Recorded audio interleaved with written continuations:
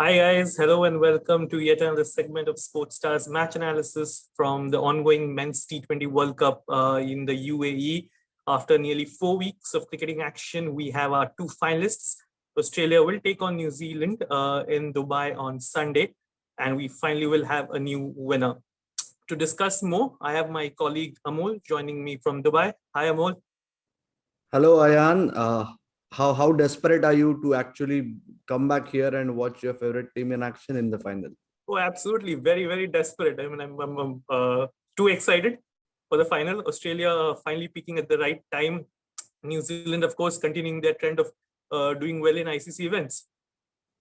Yeah, indeed. Do you actually think this Conway-Seifert swap would actually have some sort of an impact on the final?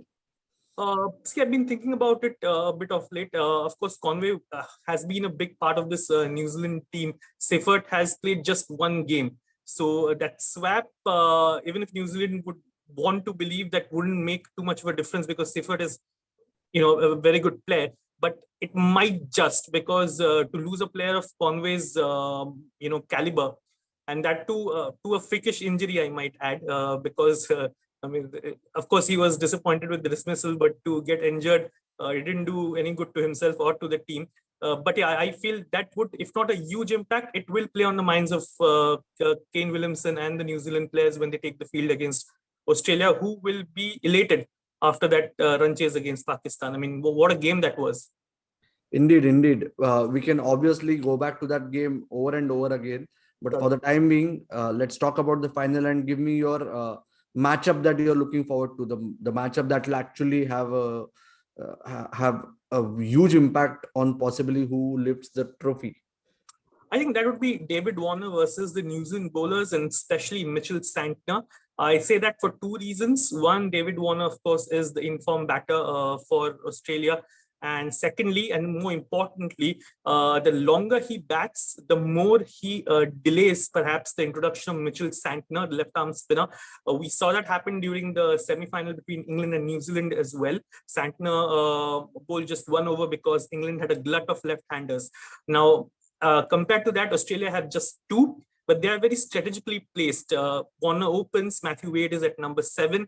So the longer Warner plays, the more Kane Williamson actually would be, tempted to hold Santner back, which means they will be forced to, say, bowl either Phillips or Jimmy Neesham, which gives Australia the edge.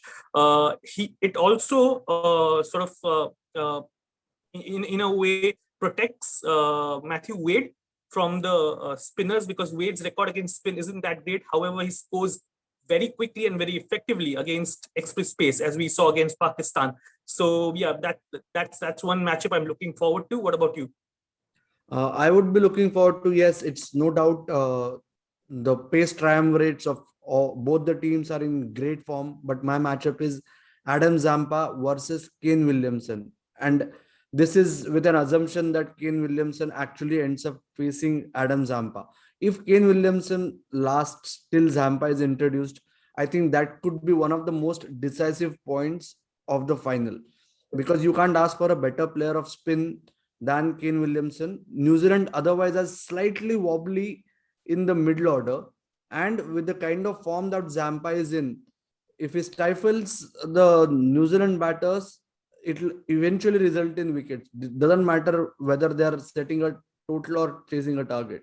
So in that respect, I feel Zampa's battle or contest against Williamson will be one of the biggest talking points of the final, at least for me. And since we are talking about Zampa and we mentioned Conway as well, I feel New Zealand will be tempted to actually promote Jimmy Neesham to counter Zampa. And I am not sure. It might go either way, because all through the tournament, Neesham has been used primarily as a finisher. So if that sudden change of tactics come batting order, it will be slightly forced. This at call me an old timer, but I feel when it comes to T20s, these matchups are taken to unnecessarily greater heights. For instance, New Zealand not using Santner. No Sen side would have done it, as if Santner doesn't bowl to left-handed batters as such. Similarly, just to tackle that Zampa's incoming ball to left-handers. If New Zealand promote Nisham, that could actually make or break the final for them. But the fact of the matter is, like I said, Williamson versus Zampa will be one of the biggest battles that I'm looking forward to at the Ring of Fire. Correct. Very interesting point about pushing Nisham up. Nisham, of course, has been in terrific form, but New Zealand is a team that's also slightly bowling heavy at the moment. They've got an excellent pace attack, very experienced pace attack, but batting wise, they're a bit light. Conway's absence, of course, will play a big role too. But I think where New Zealand would want to capitalize is on that fifth Australian bowler. That role has been played by three people so far: Glenn Maxwell, Marcus Stoinis, and Mitchell Marsh. How New Zealand go after that fifth bowling option could also decide the flow of the game, so to speak.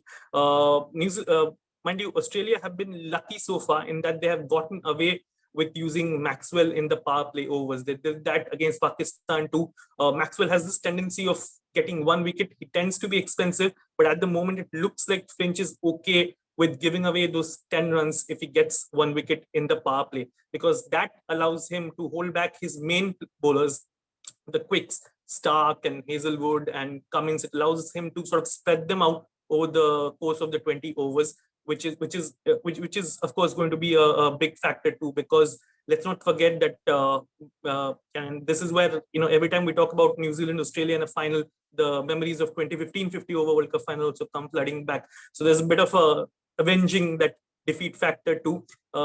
New Zealand did that by beating England, sort of, if you could say, in the semis, avenging the 2019 World Cup final. Now they have another chance to avenge the 2015 World Cup final defeat as well. And it might actually boil down to the matchups that we discussed. A little bit on Daryl Mitchell, Amol. He's someone I'm pretty sure who wasn't the talk of the dressing room, so to speak, as far as opposition research was concerned, but his his recent form and the way he's fought back in the semis quite revealing and quite fantastic as well. Exactly. The swap between Conway and Mitchell has worked wonders for New Zealand. That's one of the biggest tactical masterstrokes of the tournament anyway. And lesser said about Mitchell, the better at this point in time.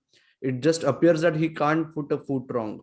The best thing about Mitchell is, like it happened in the semifinals, it's like he goes unnoticed. Yeah. Okay. Correct. But it appeared that he was struggling. Initially he was struggling, but he was just waiting actually to start going for it. And the other great thing is, sometimes it so happens that when a batter is struggling or is trying to stretch the game deep, he ensures indirectly, inadvertently, that the scoreboard pressure is piled up. Mitchell kept on taking singles, kept on rotating strike in the semi-final, which was actually remarkable, and it just showed that he's sorted over here.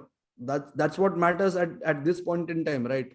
And coming back to that Australia fifth bowler option that you referred to, I feel in the semi-final, one of the biggest gains for Australia was to actually get rid of those 4 overs of fifth bowler. By what, 11th over they finished the 4th over of the fifth bowler.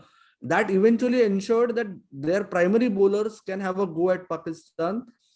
18th and 19th over will be not talked about, but those 2 overs for me were the key in the eventual outcome of the match. If you compare 18th and 19th over of both the innings, you will see the difference. Correct. And yeah, speaking of difference and 18-19 overs, one man who made the biggest difference was, of course, Matthew Wade. Remarkable story, the way he took on Shaheen Shah Afridi, one of the best bowlers of the tournament. Never easy to score runs of him, of course. But to play those lap shots, I mean, you were there, Mol. What was the mood like? I mean, it just turned things around that 1 over. Forget 1 over, just 3 balls and game was finished. Yeah. And in fact, I was talking to a fellow journalist who was sitting right next to me, one of the seniors. And we were just waiting with the kind of field that was given ever since 18th over. We were waiting. When will he go actually for a lap shot, because the fine leg was up. Correct. Okay. So Matthew Wade had it on his platter, but to actually execute it with such finesse under such pressure was tremendous, because everyone, including Matthew Wade, was hoping for Marcus Stoinis to finish the game off. Correct.